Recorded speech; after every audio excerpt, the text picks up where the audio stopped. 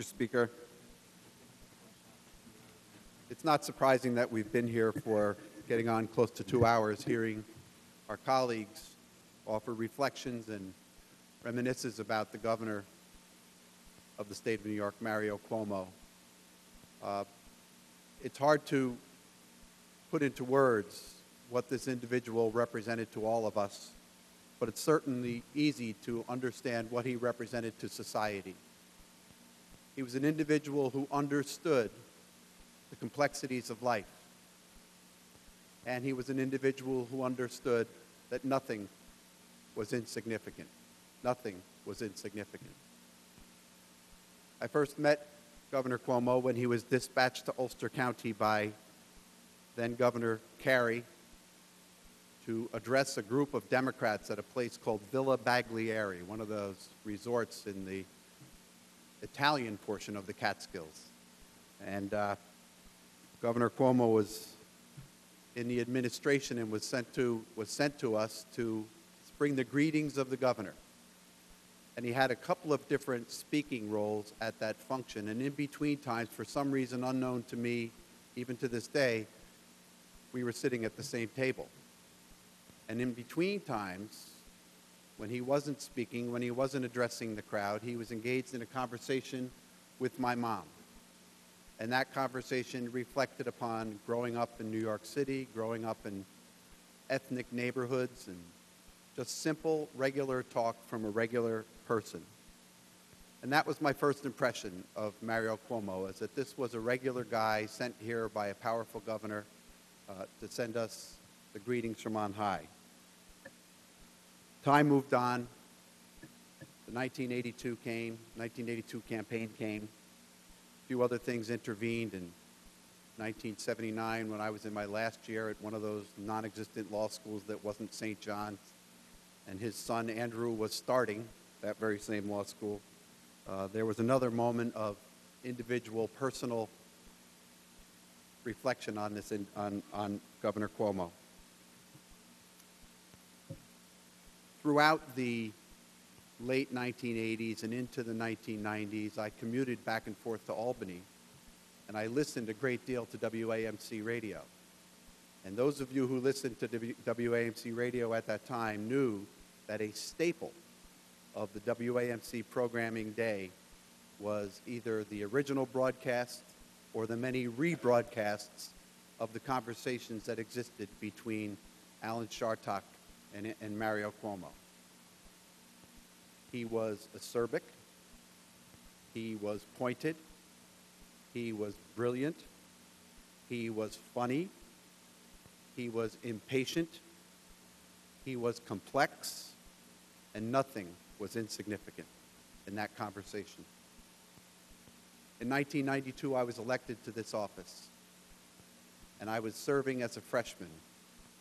Not a big, strong freshman who was good on the basketball court, believe me. I wouldn't know which end of the bat to hit the basketball with.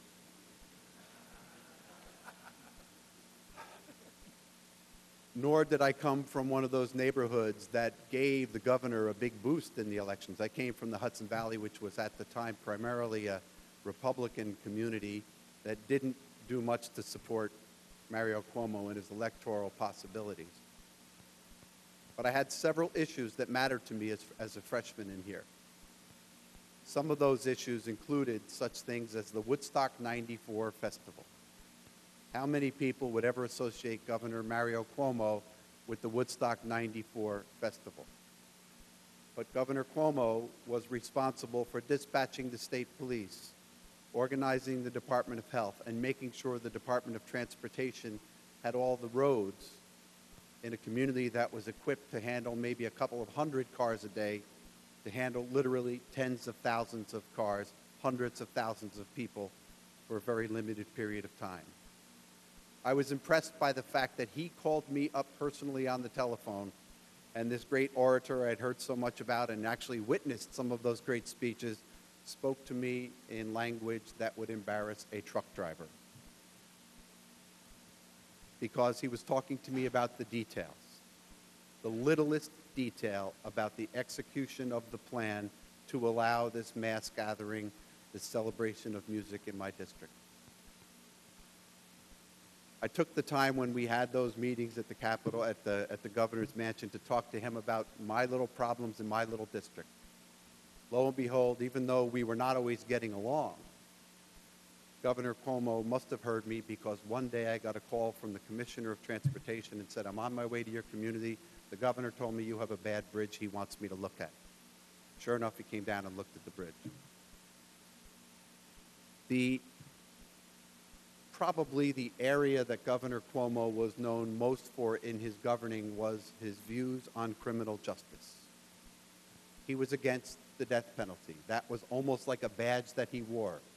I'm against the death penalty. He presided over this state at a time when there was a great deal of concern about crime, when our courts were clogged, when our prisons were filling. And Governor Cuomo also took the hit for being the individual who presided over the largest expansion of prisons in our state.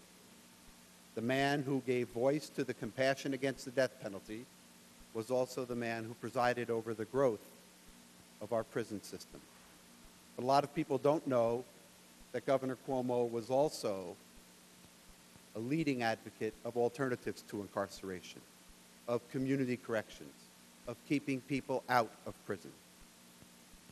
And over the course of his career, and that limited time that it coincided with my career here, but prior to that, when I was in the county legislature, Governor Mario Cuomo created a number of programs that form my view on criminal justice, and that is that people do make mistakes, and that every single person in that criminal justice system matters, not just the guy sitting in the robe behind the bench, but the victim of that crime and the perpetrator of that crime, and that everybody should be given a second chance.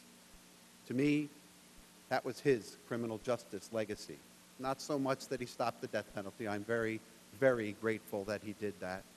Not so much that our prisons filled to the brim. I regret that, but I understand it was a product of the time.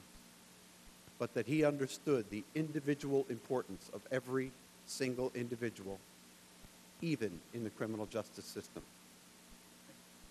I will close with another personal reflection on Mario Cuomo, the individual. I told you that I met him with my mom at the Villa Baglieri sometime in the late 1970s or the early 1980s. One other time that I had an intimate moment with the governor was when a fourth grade class came to Albany. We see them here, right? Just about every day. A fourth grade class came through here. It just so happens to have been my daughter's fourth grade class. And we called the governor's office and we asked if they could have a chance to go see the Red Room during the course of their tour. And the governor's office graciously complied and said, yes, tell us your schedule, come on over. So we marched into the Red Room with about 35 or 40 fourth grade students. Lo and behold, about 10 minutes into the tour guides telling us all about this Red Room that wasn't particularly red, in walks Mario Cuomo. And he sits down at a table and he tells the children who were scattered around the room to gather around him. And for the next 45 minutes, he spent time with a group of fourth graders. When Mario Cuomo died, I heard from many, many people. They wanted to know my reaction. They wanted to know what was Albany thinking, how was politics taking it. But the most poignant contacts that I had at that time were the fourth graders, who are now 30 years old, who remembered that day, who remembered how much attention he paid to a fourth grader. And I remember how kind and how welcoming he was to an insignificant freshman member of the Assembly who couldn't even play basketball. My condolences and sympathies to his wife, Matilda, to his children, to his many, many friends, his many protégés, but in particular to his grandchildren, and to the people of the state of New York who have lost a great leader. May God have mercy on his soul.